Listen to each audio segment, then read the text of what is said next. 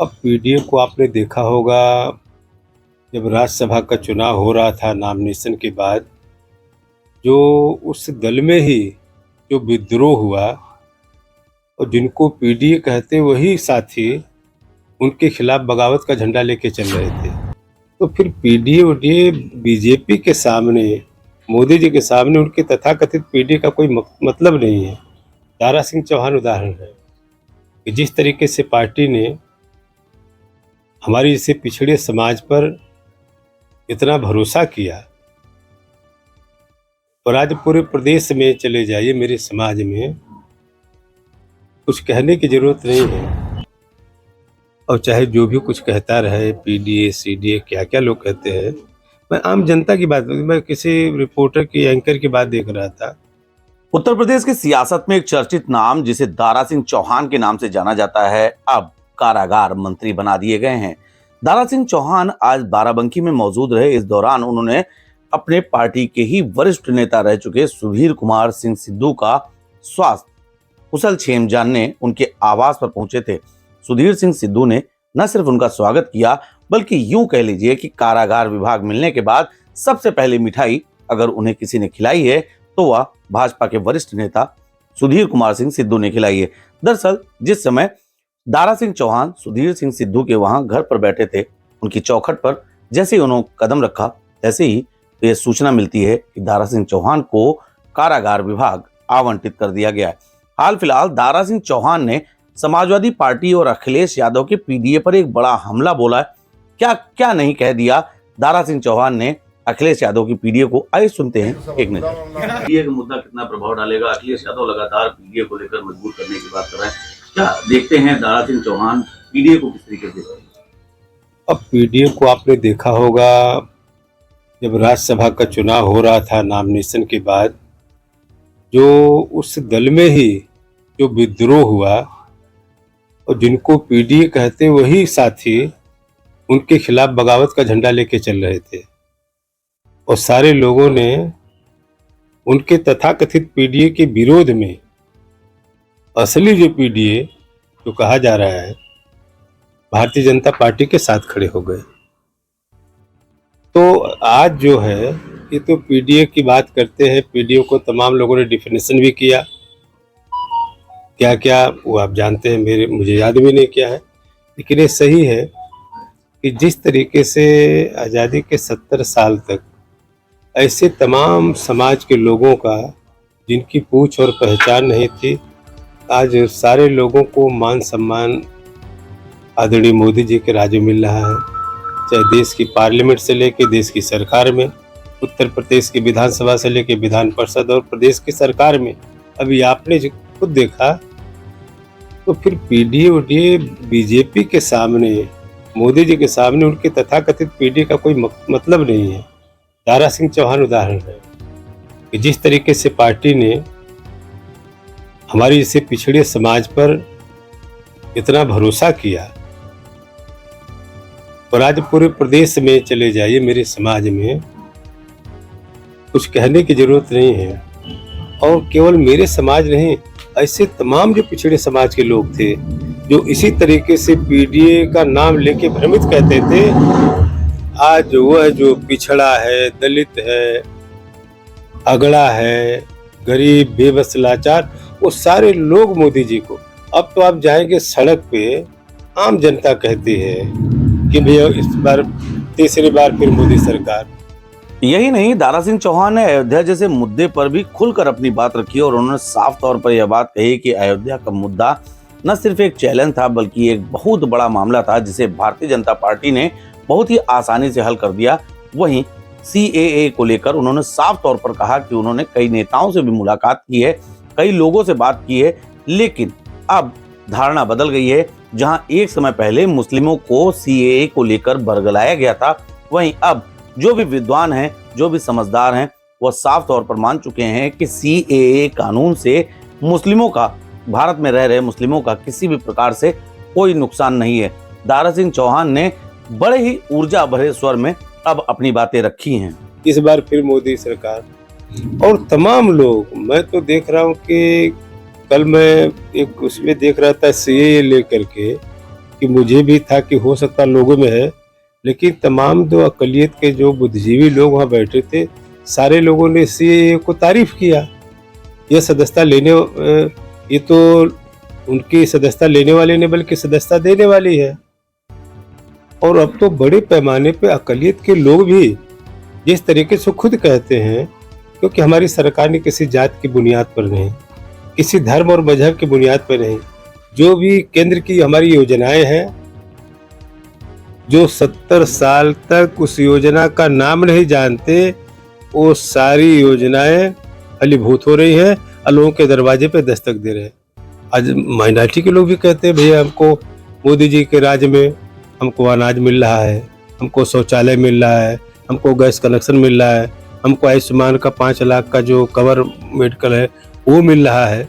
वहीं लोकसभा चुनाव को लेकर दारा सिंह चौहान पूरी तरीके से आश्वस्त हैं। उनका साफ तौर पर कहना है कि भारतीय जनता पार्टी ने जिस प्रकार से उन पर विश्वास जताया है, उससे न सिर्फ उनकी बिरादरी के लोगों में बल्कि तमाम लोगों में एक सकारात्मकता आई है, जिसका शुद्ध परिणाम उनका साफ तौर पर कहना है कि यह परिणाम आने वाले 2024 में दिखाई पड़ेगा, जब प्रधानमंत्री मोदी एक बार फिर से प्रधानमंत्री के तौर पर शपथ ग्रहण करेंगे। साफ तौर पर दारा सिंह ने कहा है कि उत्तर प्रदेश से 80 की 80 सीटें भारतीय जनता पार्टी को मिलने जा रही हैं।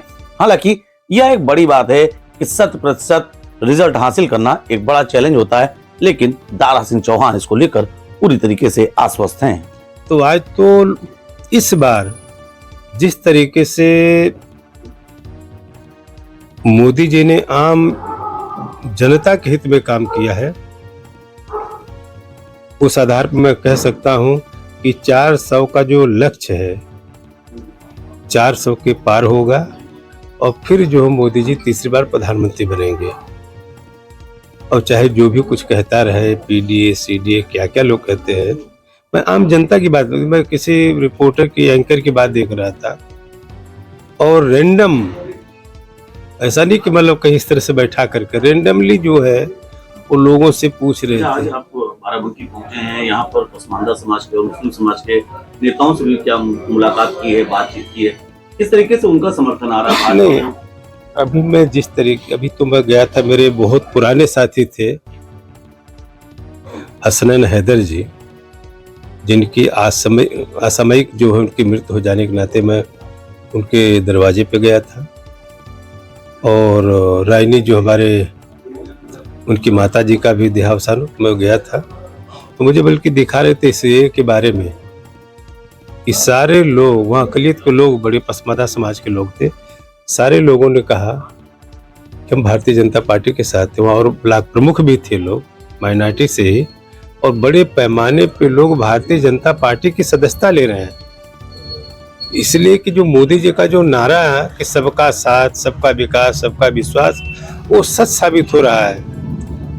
इसी आधार पर कहता हूँ कि 400 का पार होगा और उत्तर प्रदेश में 80 की 80 पार्लियामेंट की सीटें इस बार भारतीय जनता पार्टी के घोली में जाएगी। लोगों को कहने में अजब लगता होगा कि ये गठबंधन वो गठबंधन, भारतीय जनता पार्टी के बाद सामने किसी इंडी गठबंधन के कोई मतलब नहीं है।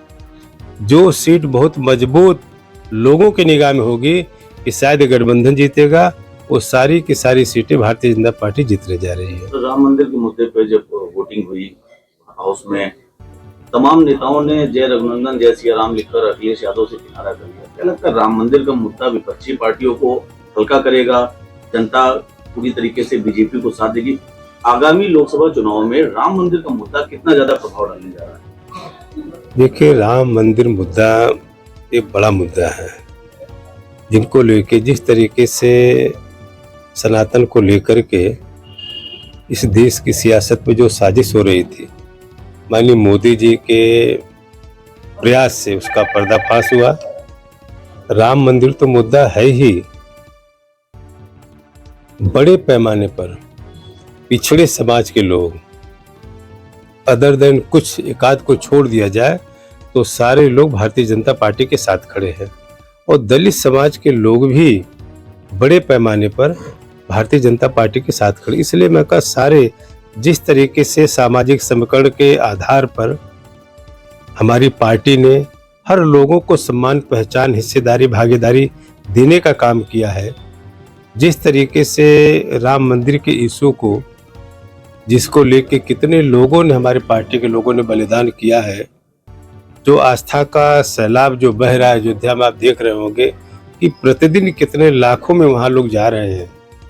इससे साबित हो रहा है कि राम की आस्था में तो लोगों को है ही, और जो हिस्सेदारी भागीदारी जो राजनीति में माननीय मोदी जी और योगी जी की सरकार में मिल रहा है सम्मान, जिस तरीके से गुंडागर्दी से निजात मिली है, इसके पहले भी आप लोग देखते होंगे हर गाड़ी जब चलती थी तो नाल बीच से निकाल करके लोग चलते थे।